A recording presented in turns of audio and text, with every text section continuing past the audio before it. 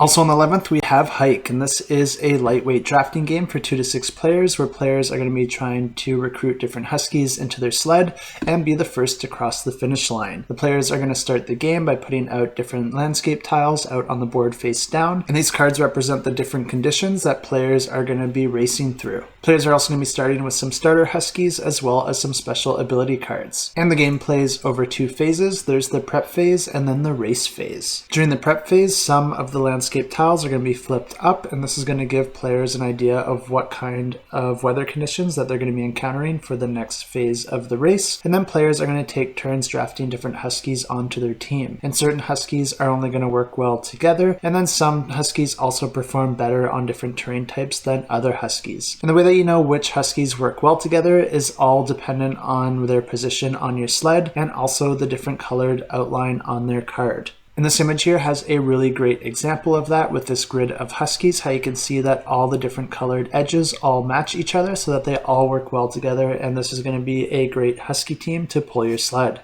And also a small detail here, and I'm not sure if it was intentional by the designers, but I really like these dual colored cards because it really fits with the Huskies thematically, because I'm not sure if you'll know this, but it's pretty common for Huskies to have 2 different colored eyes. But essentially this whole prep phase is a bit of a balancing act of trying to get Huskies that work well together, but then also prepare you for the different weather conditions that you're planning to encounter based on those landscape cards. And then we have the race phase where players are going to be activating each of their Huskies to move forward across the different types of landscapes. And then they're also going to be using their items and ability cards to try and encourage their Huskies so they can get further along in the race. And then the rounds repeat like this, where players do another preparation phase and a race phase until the race is completed.